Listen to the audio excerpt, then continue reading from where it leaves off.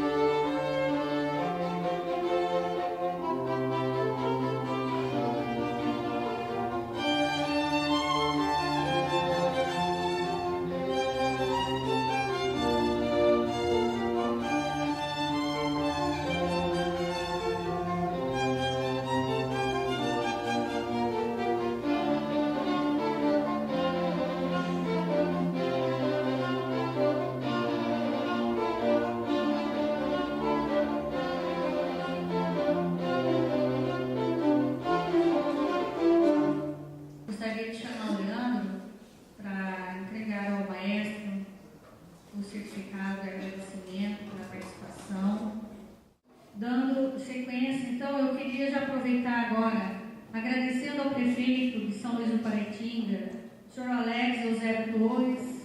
A gente sabe que, através do prefeito, que vem acontecendo todos esses eventos na cidade, ao secretário Leandro Barbosa, secretário de Cultura, Dardo Gonçalves, a diretora de comunicação, a toda a equipe de apoio da Prefeitura de São Luís do Paraitinga e também aos nossos parceiraços de cidade, que está aqui a Claudinha, né?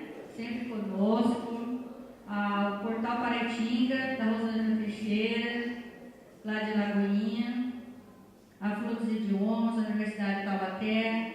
Nós temos também aqui o Quintal de Ofícios e a nossa produtora KTDT de Eventos e Projetos Culturais, nosso trabalho, nosso grupinho aqui, tá? Agradecer a todos esses parceiros, essas pessoas, tá? luisparaitinga.info, luisparaitinga.info. O professor Henrique vai comentar agora aqui, o professor Henrique Alckmin. Ele é doutor em Ciências da Comunicação, formado pela Universidade de São Paulo, assim como o Rafael, também pode chegar aqui, viu, Rafael? É o João Rafael Cristina, ele é mestre em História pela Universidade de São Paulo, pode sentar aqui, o Henrique também. Aqui é o nosso boteco, né? Boteco da Cultura, de São Luís, tá bom? E a gente faz o seguinte, eles vão falar um pouquinho do... A Maria Regina já chegou? É que eu não a conheço.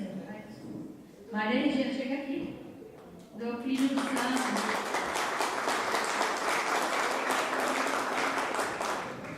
Maria Regina é daqui de São Luís, ela é filha, né? Filha do Euclídeo. É um prazer muito grande, gente, a gente conhecer um pouquinho dessa história do Vale maravilhosa. Cada um deles vai comentar um pouquinho do seu trabalho, e aí eu vou abrir depois uns 10, 15 minutos para perguntas, tá bom? Então eu vou deixar eles colocarem o trabalho deles, falarem, e depois cada um vai fazer perguntas para eles sobre o trabalho que eles desenvolvem, tá bom? Bom dia, satisfação estar aqui na terra do Aziz Nassif Absaber, né? Que junto, né, seu Nelson, com a Haroldo de Azevedo, a de Lorena, estudou o relevo aqui no Brasil, né? Relevo brasileiro. Eu sou o professor Henrique, como a professora Kátia falou, é uma satisfação estar aqui no evento IER, e nós começamos a pesquisar festas populares, o professor trabalha em uma faculdade da região aqui, né? Quando a minha orientadora do mestrado e do doutorado, ela foi para a Itália, a professora Maria Nazaré Ferreira, né? Através de um projeto do CNPq, para pesquisar as festas populares na Itália. Isso foi em 98, né? Um projeto, posso falar de pé, né? Num projeto financiado pelo CNPq. Né?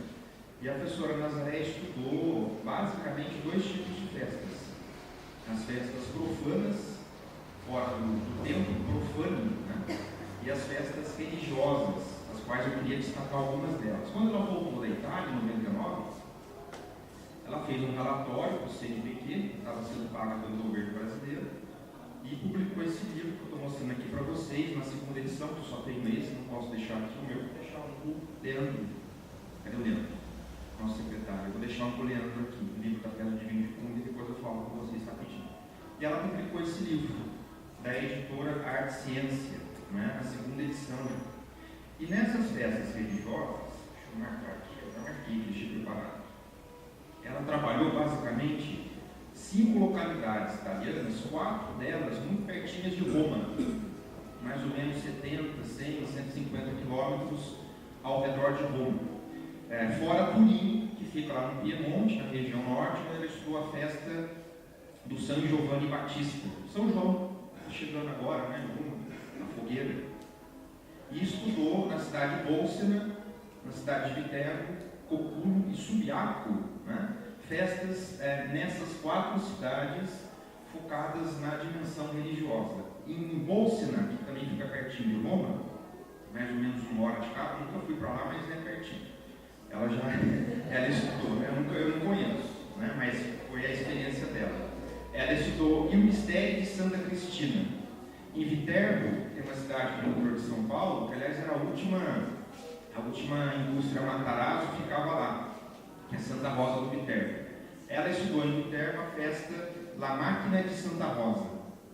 Na cidade de Coculo, que fica mais para a região, vamos chamar de leste de Roma, ela estudou o serpentário de um encantador de serpentes, mais ou menos do século, mais ou menos na média, Idade Média ali, que chama San Domenico, que a procissão é muito interessante, já está no livro isso.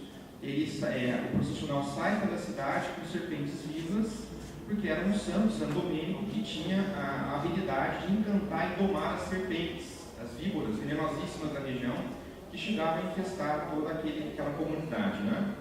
Isso também na Idade Média. E até hoje a festa continua.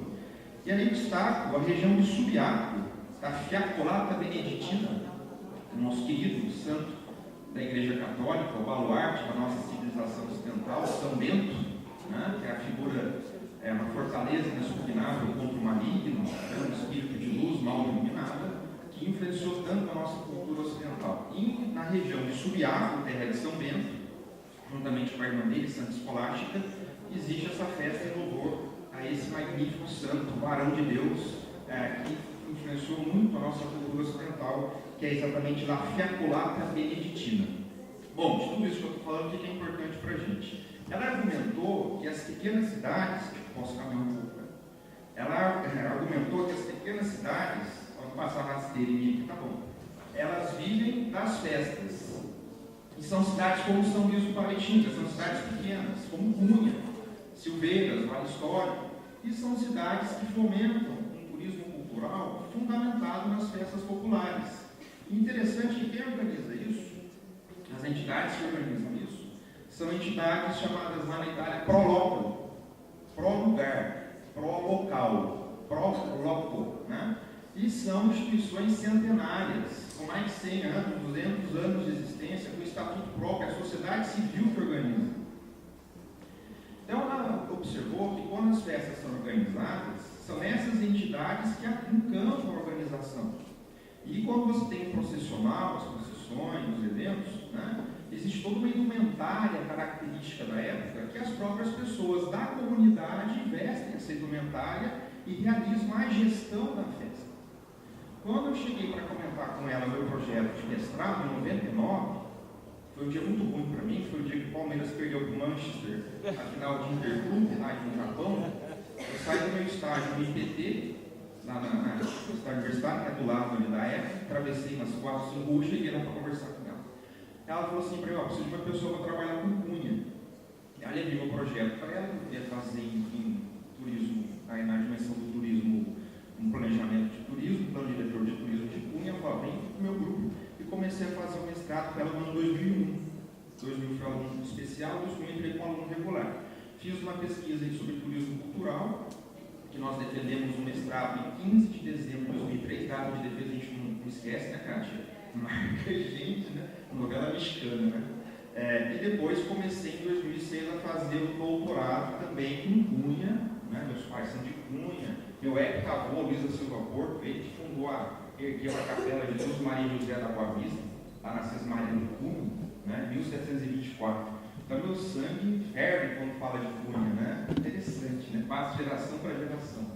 E isso é muito bonito que vocês estão fazendo aqui também com o nosso vale, né? Então a gente começou a fazer o doutorado em 2006 sobre a festa do Divino. Vocês estão vendo ali uma imagem que não é de Cunha, vou dizer por que não é de Cunha. E depois também trabalhando na festa que é do Pinhão. Então a gente trabalhou uma festa religiosa, que é o nosso querido Divino Espírito Santo, figura da Santíssima Trindade, aqui em São Luís do Paraitinga, no Pentecostes agora, né? E em Cunha em julho, muito por conta do calendário agrícola do milho, que é importante, junto com Lagoinha, sempre em domingo diferente. Lagoinha também é interessantíssima, né? A tradição católica nossa aqui. E fizemos um trabalho sobre a festa do Pinhão. Então a gente pegou uma profana e uma religiosa. O Pinhão é de 2001, começou lá em 2001, primeira edição, agora 2014, acompanha a 14ª edição. E fizemos a pesquisa sobre o Divino. Então a gente fez um projeto também para o CNPq, que foi o projeto de Identidade Cultural e Cidadania para as cidades históricas aqui do Vale, exatamente para trabalhar a importância da gestão da festa como instrumento de emancipação da comunidade. Então é muito importante que aqui em São Luís do Paraitinga, as pessoas de São Luís, a comunidade de São Luís do Paraitinga, possa ter autonomia para realizar esses eventos, independente um pouco do poder público, que isso a gente sabe que é efêmero, porque muda de 4 em 4 anos, às vezes fica 8 anos, né? Mas que você tenha instituições nos moldes da Proloco, não é fazer Ctrl-C, Ctrl-V, né? A realidade nossa aqui é diferente, você não vai copiar o estatuto de lá e trazer para cá, mas adaptar de acordo com as nossas singularidades, de acordo com as nossas peculiaridades, né? Então, quando a gente foi fazer a pesquisa sobre a festa do Pinhão, por exemplo, a gente descobriu, que é muito interessante, como é que agrega valor, né, o produto. Então, quando eu fui fazer o trabalho sobre as cooperativas no Brasil, eu descobri que elas foram trazidas no Brasil pelos italianos lá em Santa Catarina, as famílias trentinas, que trouxeram a cooperativa e introduziram no Brasil antes de ter legislação a respeito. Se vocês pesquisarem um pouquinho o sul do Brasil, vocês vão ver que lá na vinícola Aurora, que é uma potência em termos de vinho, suco de uva, né? Ela é uma cooperativa. Não tem alguém numa cadeira mandando e falando assim, aqui eu mando, vocês obedecem. Não tem uma estrutura vertical de poder, de mandonismo. É um colegiado que discute. Essa é a diferença. E o sistema cooperativista ele é muito importante porque ele ajuda a fomentar também não apenas a dimensão da produção agrícola, mas sobretudo de autonomia e de subsistência daquelas pessoas. Então você tem garantia de venda do produto, você tem preço de insumo que você consegue negociar no mercado, você tem 100, 200 produtores negociando um produto, né, uma mercadoria, que é muito melhor que você ter 1, 2 ou 3. O sistema cooperativista, né, Itália, Alemanha, tem muito isso na sua tradição. E eles chegaram aqui no Brasil muito antes da nossa legislação de cooperativa. Isso ajudou muito a essa região do sul a se organizar, né? Pequenas propriedades, policultura, isso fomenta uma série de inovações que você tem lá no sul, região de Bento, região lá de Caxias do Sul, né? Os formatos de turismo rural, turismo cultural, mesmo em Santa Catarina também. E na nossa região aqui é muito importante que a gente tenha essa dimensão de organização interna. Então, na festa de vinho do Espírito Santo, especificamente sobre o projeto de pesquisa, cadê a caixa? Quando tiver 5 minutos faltando, você me avisa que quando eu começo a falar, eu não paro mais. 5 minutinhos, então vamos rapidinho. No Divino Espírito Santo, a gente tem um capítulo da nossa tese que eu trabalhei assim, a festa que não acaba, porque ela é uma festa perene. Terminou a combinância da festa no domingo da procissão, o padre, na época quando fez a pesquisa da festa, foi o padre Leandro Carlos Pereira, que hoje está lá, acho que em Lorena, numa paróquia de Lorena, ele já anuncia os casais de festeiro da festa seguinte. E aí, acho que é a mesma coisa, né? Deve ser, né? E aí depois, já em agosto, isso a culminância acontece em julho, já em agosto, os casais de festeiro já começam a trabalhar. E lá em Cunha eu descobri, na pesquisa de campo, né? Eu descobri que a folia é um grupo petintório, é um grupo muito importante para a perpetuação da festa. E aí você começa a analisar a dimensão entre o sagrado, da Igreja Católica, e o profano. E essas festas religiosas, elas acabam fazendo um processo de sincretismo. Elas trazem aspectos profanos para si. E aí você compõe um tecido harmônico, relativamente harmônico, né? Você vai gradando os elementos profanos com os elementos da igreja. E o padre Leandro Carlos Pereira, que é um padre muito consciente, ele sabe da importância da folia, como grupo petintório. A folia, em 3 ou 4 ocasiões, ela minguou. Ela acabou ruindo, por uma série de implicações por parte da própria igreja no passado, em termos de uma dimensão mais hegemônica, que você tinha um certo combate a um catolicismo mais popular, né? Muito focado, que caminha muito na dimensão de curandeirismo, de elementos que você pega da natureza, enfim. Mas hoje isso, felizmente, superou. E aí, quando a folia minguava, não tinha arrecadação. E aí a festa minguava também. Então você tem que ter um elemento de coexistência entre o catolicismo oficial e a religiosidade popular. Cada um tem a sua, o que significa para si. E é interessante também que o primeiro registro de festa de Espírito Santo do Brasil, segundo o Percival Tirapelli, festas de fé, foi em Guaratinguetá, 1760, 1780, livro da Lama de Santo Antônio, na atual catedral. O primeiro registro no Brasil, festa de vinho em Guaratinguetá. Para a gente analisar que como a nossa região aqui tem uma densidade, né, muito grande nessa questão do catolicismo. E quando a folia ressurge em Cunha, ela tinha parado, porque nas reuniões você tinha muito problema, tinha às vezes nas comunidades tinha bebida alcoólica, depois isso foi abolido, né, dentro da organização dos festejos. Então todo almoço comunitário que tem, os jantares, não tem absolutamente nenhuma bebida alcoólica, né? Você não pode servir isso para você não ter algazarra, enfim. Então disciplinou algumas questões. E quando ela volta, mais ou menos há cerca de 14 anos atrás, 15 anos atrás, a festa ressurge com muita força. E eu fico muito contente, só para terminar então, lá em Guaratietá, que foi o primeiro registro do Brasil, a festa está voltando no bairro do Alto São João, no bairro do Alto das Almas. Está voltando com força. Essa semana, descobri lá no Centro Unissal, o grupo da Patrícia e o grupo do Marcel, que estão estudando Paraty na nossa disciplina lá no Unissal, eles me trouxeram essa lembrança. Deixa eu tirar o óculos, a gente vai ficando velho e puxar aqui mais para perto. A festa de Santa Cruz da Generosa de Paraty. Então, uma festa muito interessante que eu descobri que existe lá em Paraty, e inclusive, falando um pouquinho de São Bento, porque tem muitos mosteiros beneditinos que guardam relíquias do Sagrado Leito da Santa Cruz de Cristo, que é o objeto mais sagrado que nós temos na face da terra, é a cruz, depois o Santíssimo Sacramento primeiro, porque é Cristo corporado, depois é a cruz para nós cristãos católicos, né? E descobrimos que nessa Santa Cruz, São Generosa, em Paraty da Generosa, né, porque é uma senhora que morava lá que chamava Generosa, existe uma relíquia do Sagrado Leito, foi trazido da Europa para cá. Descobri isso terça-feira agora, nessa semana, e queria compartilhar com vocês. A Maria Regina então vai falar do Eupídio. Gente, eu não quis ficar por último, né? Fala sério. Com tanta gente sabida aqui, preferi já falar para vocês. Meu nome é Regina, Maria Regina dos Santos. Profissionalmente, eu sou uma educadora, trabalhei 30 anos na Secretaria da Educação. Atualmente eu trabalho com produção de conhecimento na área de gestão pedagógica e projetos de juventude no Instituto Ayrton Senna. Inclusive amanhã eu vou estar em Guará fazendo um trabalho no Instituto Ayrton Senna.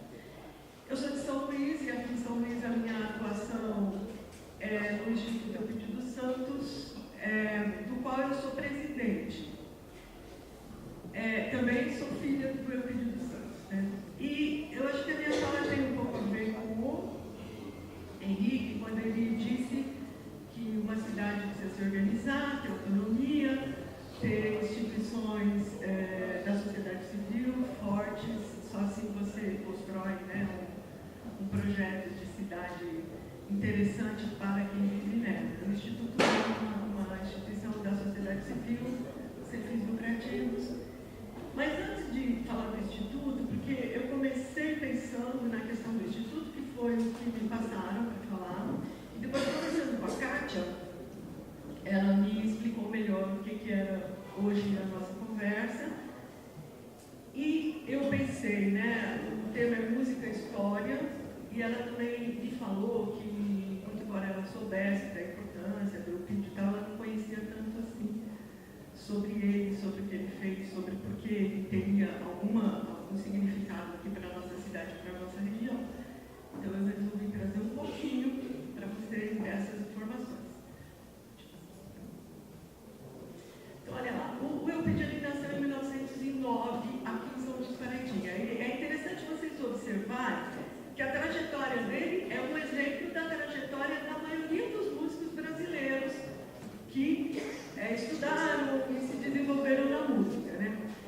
E ele estudou música na banda da família em São Luís do Paraitinga, e nessa banda ele aprendeu a tocar instrumentos de sopro, a escrever música, a escrita musical, a linguagem de uma forma mais completa, como esses meninos aqui estão aprendendo nesse movimento aí cultural de Tremembé. A partir daí, ele constituiu família, casou com a dona Sinira, que muita gente conhece. Ela também teve uma atuação grande aqui, cultural na cidade, teve 7 filhos, eu sou a primeira delas, dos filhos. E ele iniciou a sua carreira como compositor mais ou menos aos 20 anos, sendo que a primeira música gravada do Eupídio foi A Cruz de Ferro, uma música caipira de raiz que ele fez para contar a saga de uma saga bem à moda caipira, né, de um acontecimento ali na onde tem aquela cruz de ferro entre Ubatuba e São Luís. Em 1954, ele teve a sua primeira música gravada. Foi gravada a música mais conhecida dele, que você vai gostar, Casinha Branca. Essa música ela foi gravada por um cantor, José Tobias, que era muito conhecido no Nordeste. E ele foi de cidade em cidade tocando a música e ela foi muito divulgada no Nordeste. E a fama dessa música, ela veio do Nordeste, ela foi composta aqui em São Luís Paraitinga, ela foi para lá através do José Tobias, e de lá ela voltou para cá com essa força de uma música que fala de coisas muito próximas para todo mundo. Em 1955 ele se mudou para São Paulo. Em São Paulo ele continuou estudou no Conservatório Paulista de Canto Orfeônico, se formou lá no Teatro Municipal, onde o conservatório foi. Então, assim, é interessante entender um pouquinho que o Eupídio ele não saiu do nada, né? Ele teve todo um esforço, um estudo, um investimento. Ninguém é artista do nada, né? E continuou estudando lá. Ele deu aula no SESC, foi bancário para sobreviver, porque artista nessa época era dureza. Iniciou uma parceria. Até hoje era, mas era bem pior, gente, era muito pior. E também começou essa parceria com o Mazzaropi, que foi uma parceria muito interessante. Ele fez 24 músicas para 22 filmes do Mazzaropi. E essa parceria se deu porque o Mazzaropi e o Eupídio tinham muita afinidade. O Eupídio conseguia cantar o que o Mazzaropi tinha vontade de projetar em imagens e histórias. Eles se entendiam esteticamente, tinham a mesma pegada, digamos assim, cultural e de interesses, né?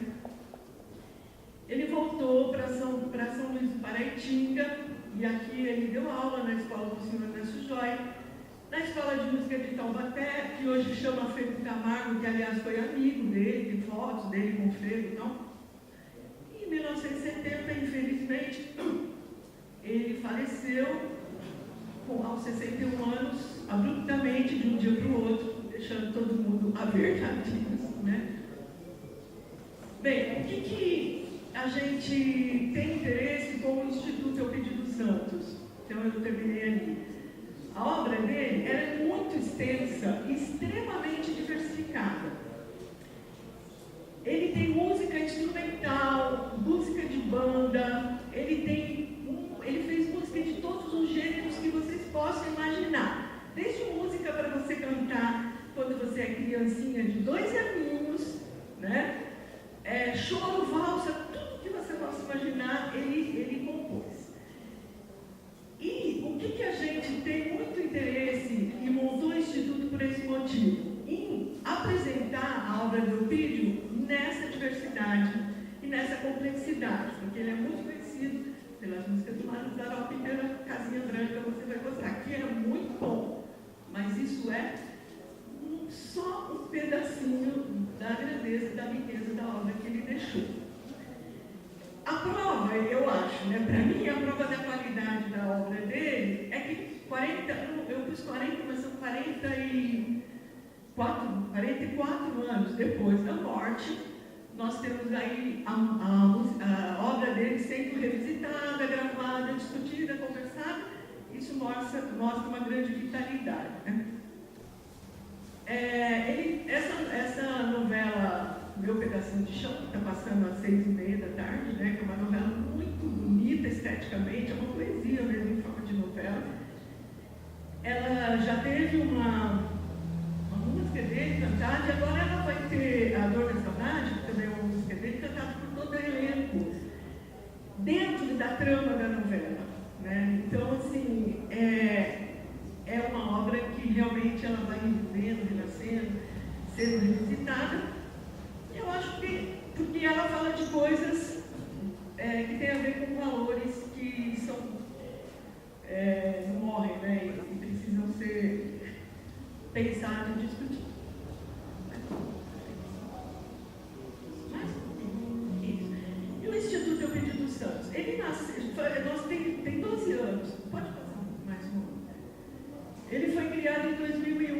essa ideia, né, de dar, nós pensamos, poxa, a gente faz aquele trabalho de advocacia da obra, se advoga pela obra, você mostra para, enfim, né, para ela continuar, mas nós, num dado momento, achamos que isso devia ser institucionalizado, devia ser feito de uma forma mais organizada, mais institucional, criamos o Instituto. O objetivo inicial era um patrimônio imaterial, era um trabalho com música e expressões musicais. Mas, e isso a gente tem feito, né? Tudo isso que sai do vídeo, em novela, pessoas que gravam e tal, é trabalho nosso que a gente vai, mostra, faz e vai trabalhando a obra. Mas, quando houve a fatídica enchente de São Luís do Paraitinga, aquela que nos deixou totalmente balançados, né, e colocou em prova a nossa capacidade de reviver e se reconstruir, e não só de reconstruir as casas, mas de reconstruir a nossa vida, a nossa disposição, a nossa alegria, né? A gente acabou assumindo também uma responsabilidade com relação ao patrimônio material, que faz parte, é muito forte aqui em São Luís. Então, nós fizemos, em parceria com o IFAM, algumas obras de restauro, como essas aqui, a Casa de Oswaldo Cruz e a Igreja do Rosário. É interessante a gente pensar o seguinte, em São Luís do Paraitinga, muita coisa caiu, hoje eu tenho muita convicção disso, porque estava em péssimas condições de conservação, muita coisa poderia ter sido preservada, né? Essa igreja ela não sofreu enchente, mas ela estava interditada. Isso também, essa enchente foi um susto para nós, fez a gente pensar em muita coisa para além do que caiu, do que, né? A casa de Oswaldo Cruz, essa parede que vocês veem cinzinha ali, ela caiu de maduro, porque não teve água lá, entendeu? Então a gente investiu também nesses prédios que realmente precisavam, digamos, a gente não pode esperar enchente para, né, deixar que eles caem. Nós fizemos também uma casa particular que tinha caído, a reforma do próprio Instituto, que eu convido todos vocês para irem no Instituto, é nessa rua, nessa calçada, essa casinha vermelha e branca que está aparecendo aí. Lá também tem um acervozinho sobre a reconstrução da cidade. E aqui está a Júlia, que é a arquiteta do Instituto. Ju, dá um alô aí. Então, hoje nós, além da questão imaterial, a gente tem feito esse trabalho com relação ao patrimônio material. E só para encerrar, eu queria destacar aqui que a reconstrução da cidade, ela tem muito foco no patrimônio material, e o professor aqui falou da questão de você ganhar uma autonomia como sociedade civil e tal, mas houve um movimento muito forte aqui em São Luís do Paraitinga durante o período da reconstrução, que é o de você realmente contar como população da cidade na reconstrução, porque São Luís é patrimônio do Estado e patrimônio do país. Então, quando tudo caiu, vocês imaginem quanta gente nacional e estadual, sabida até que você chega, veio aqui querendo fazer a reconstrução da cidade que estava na cabeça deles. Nem sempre considerando o que nós pensamos, o que nós queremos, considerando que aqui tem gente que pensa, que quer, que é preparado para fazer uma discussão. Então, houve muitas reuniões, né? E nós, isso foi uma questão que chamou muita atenção de todos os órgãos públicos. Uma cidade que quer sentar à mesa, quer dizer o que pensa e que quer ser autônomo na reconstrução da sua cidade. Essa é a maior vitalidade, esse é o maior motivo pelo qual São Luís hoje, em pouco tempo, está muito bonito, muito gostoso, e recebendo vocês aqui com tanto gosto e com tanto carinho. Então é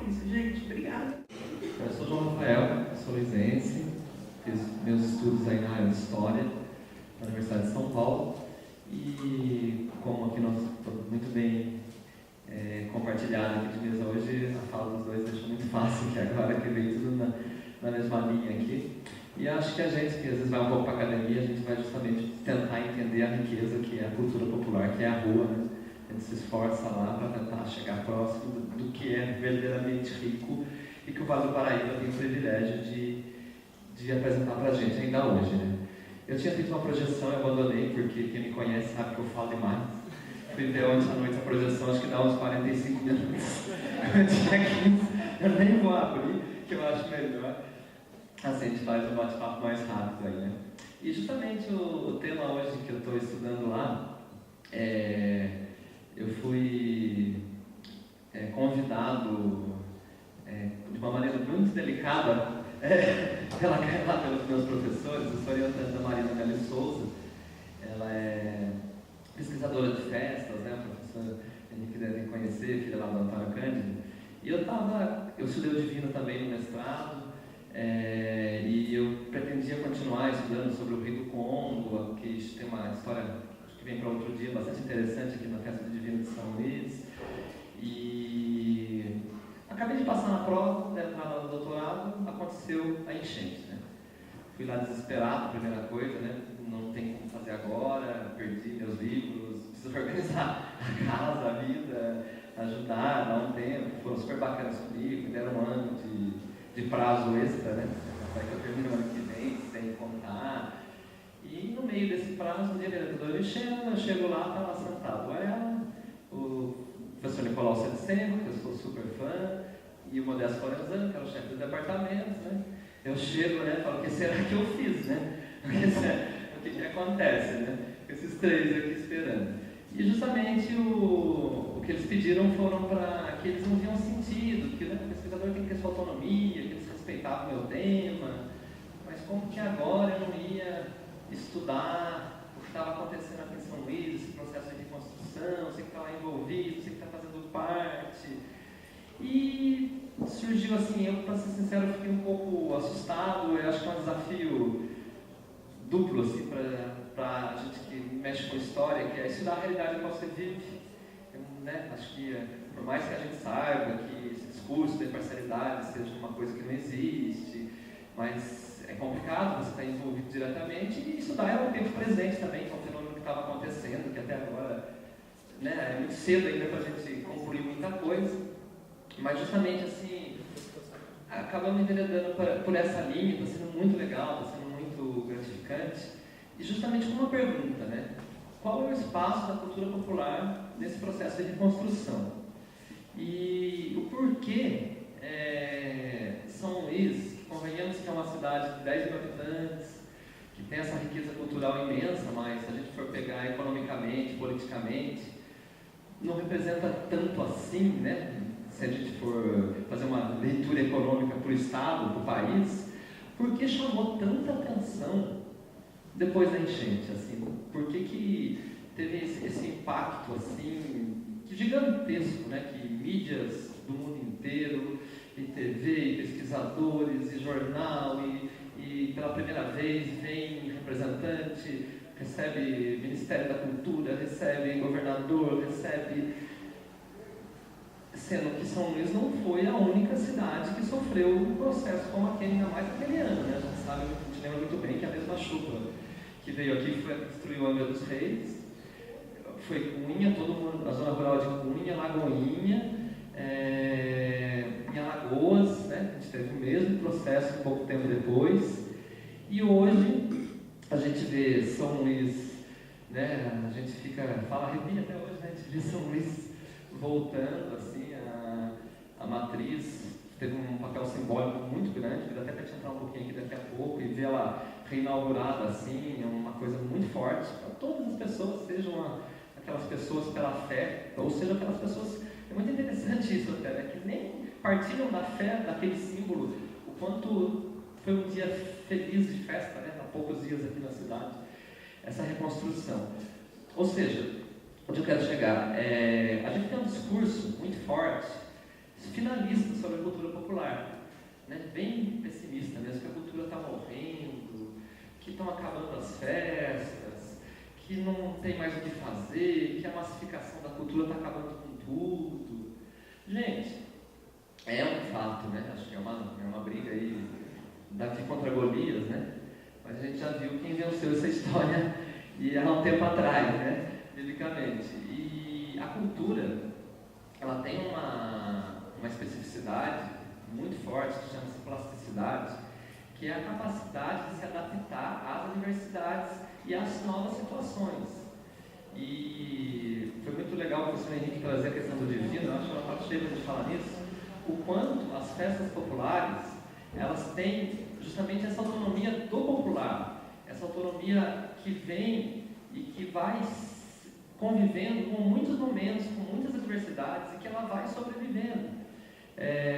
O processo da reconstrução aqui foi muito enfático nesse sentido, assim, em vários fatores. Por exemplo, se não tivesse organização da sociedade civil, que talvez nós às vezes nem soubéssemos muito da importância, era inconsciente, a gente não sabia. O Instituto Eugídio Santos teve um papel tão fundamental na questão como representante naquele momento, como captador de verba, como conseguir, assim, eu fico imaginando, se não existisse o Instituto, como que ia ser feito? E a gente, inicialmente, eu ficava muito feliz pelo trabalho que já era feito, pelo trabalho que era feito do trabalho com a obra, da preservação, mas a gente não tinha essa noção que a catástrofe trouxe da importância que essa organização, né, civil no Brasil, quanto o papel que foi. Isso já começou lá nos conselhos de patrimônio que você presidiu, que você foi organizando, que foi discutindo. A cultura popular, ela tem um poder de conviver à margem de muitas coisas, a festa divina é um grande exemplo. Assim. O professor Henrique lembrou aqui, a primeira referência documental foi de Guará, e a primeira referência documental da festa divina de São Luís do Paraitinga é de 1803.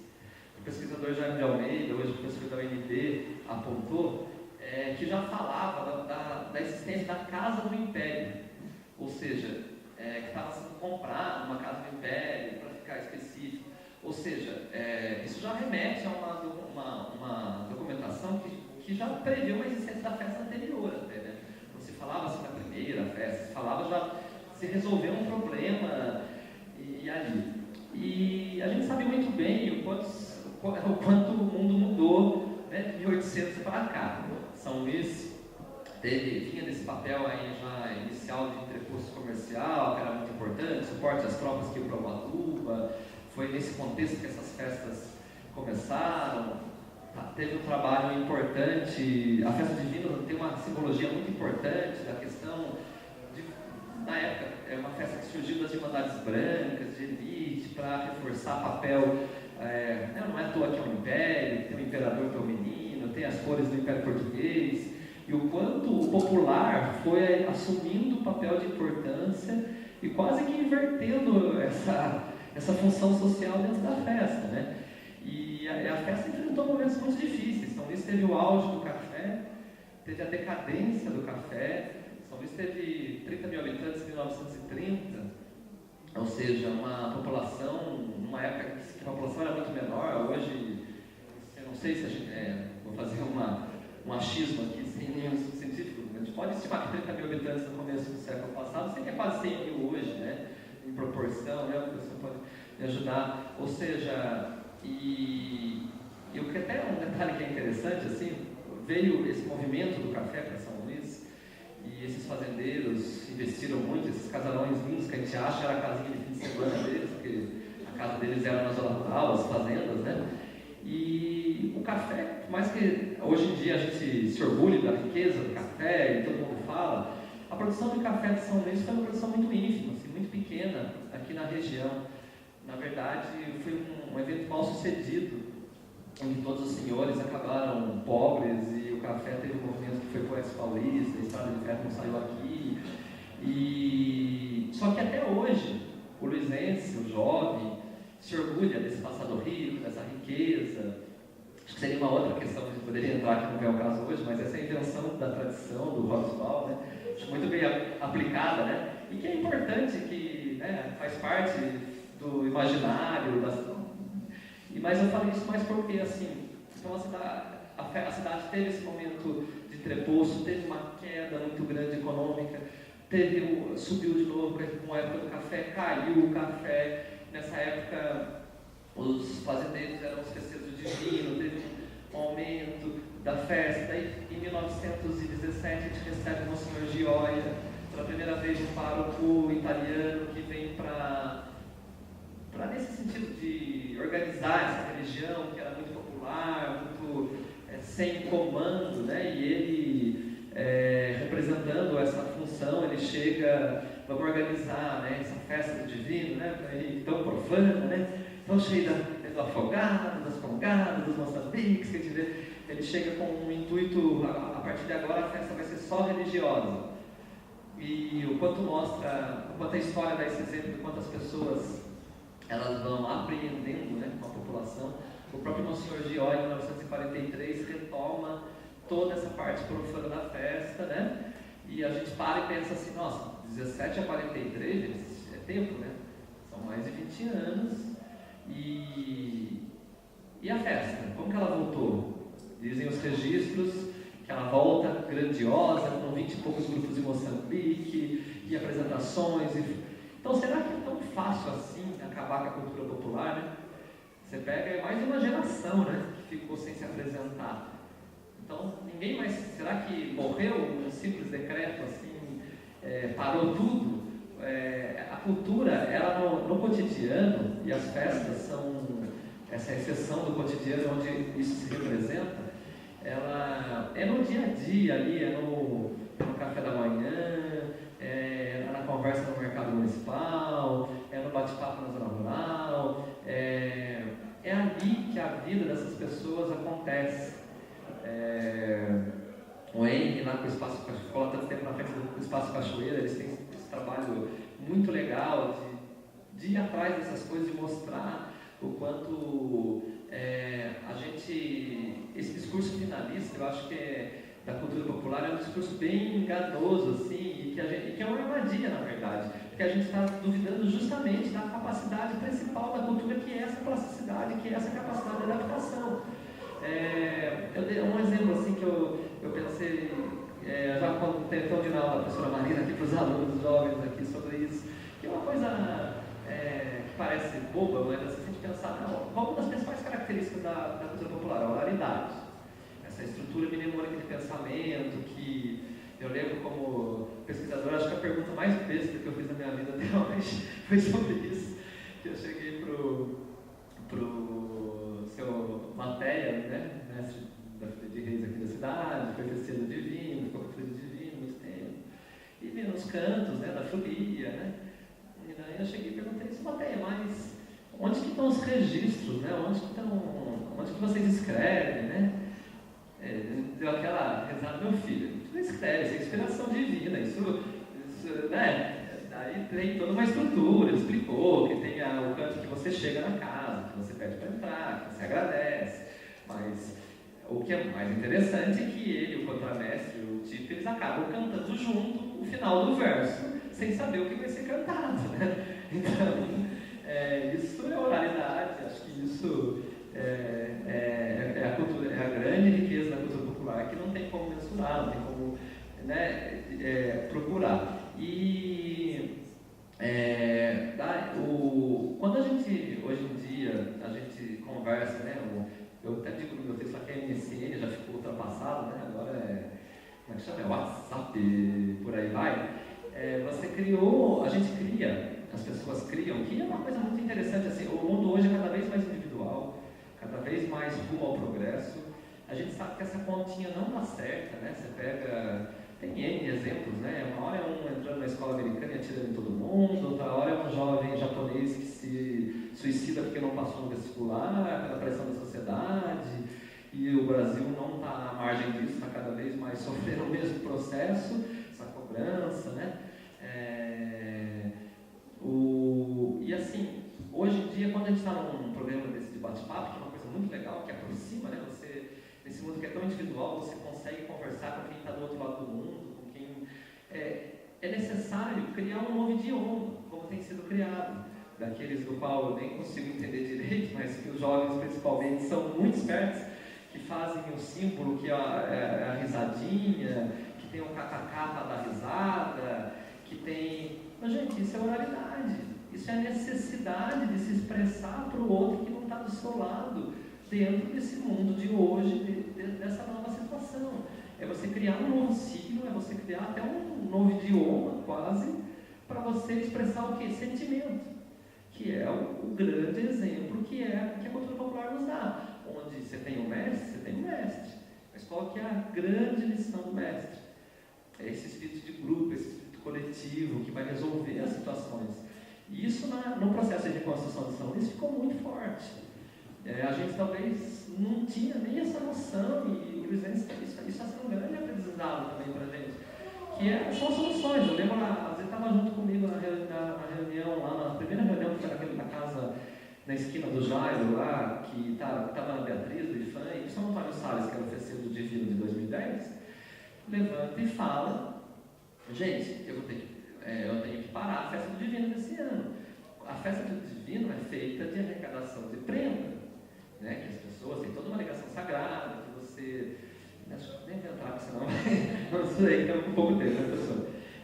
Mas assim, ele falou assim que como que eu vou chegar na casa de uma pessoa e pedir uma prenda se todo mundo perdeu tudo e quem não perdeu está tendo que ajudar de alguma forma, né? E como que vai fazer a festa? E como a cultura nos prega festas, foi uma das festas mais emocionantes que mais arrecadou nos últimos anos. A gente vê o quanto essa ligação com o sagrado é importante. A pessoa fez ainda mais esforço, né, em doar, em ajudar, a comunidade se uniu, não tinha uma instituição organizada para ajudar, para dar apoio, e a festa aconteceu como o carnaval aconteceu 2 meses depois, de uma maneira muito mais legal, até do que tem se massificado hoje em dia. E acho que é isso, né? Acho que tem muita coisa aqui que é legal de voltar depois da pergunta, se surgir, mas só para não fugir aqui do nosso tema, né? Que é da musicalidade do Vale do Paraíba, eu acho que São Luís é uma cidade que não é diferente do Vale, ela acho que justamente representa esse espírito do Vale Paraibano, aí, dessa cultura caipira, dessa cultura que é o caipira, não o caipira imaginado como jeca atrasado, é justamente esse caipira que está lá à frente, que é capaz de trazer não sei quantas mil pessoas no carnaval, e que por mais que a gente tenha triste, que tenha massificado, não sei o quê, para escutar marchinha, para falar não do Pierrot, da Colombina, mas do Barbosa, do Jucateles, né, de conseguir captar essa identidade, né, que tem São Luís tem esse privilégio de ter esses dois lados, né, que a gente tem os grandes nomes, tá aí o Eupídio, acho que se você percebeu aquela coisa que ele faleceu em 2970, acho que você está pensando na obra já, né, que vai durar mais 1000 anos, pelo menos, com certeza. Foi intencional, foi certeiro, não foi certeira. O Aziz, o Oswaldo Cruz, assim, mas eu acho que eles foram o que eles foram, serão, justamente porque pega o professor Aziz, pega o Eupídio, o Aziz foi possível conhecer pessoalmente, o Eupídio a gente conhece muito bem pela família, pela Vagueira.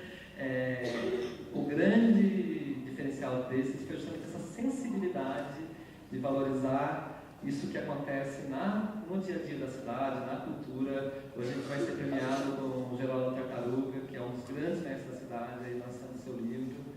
Eu espero que todos tenham a oportunidade de conhecer essa figura aí muito especial. E acho que a reconstrução fez uma coisa para São Luís que é igual a uma terapia. Vamos pensar sobre a cidade, vamos pensar sobre a gente, vamos receber a ajuda de fora porque a gente precisa, né? E vamos ser melhor do que a gente era e vamos tentar dar um exemplo, porque entender por que tanta gente veio atrás agora, por que não podia fazer com São Luís,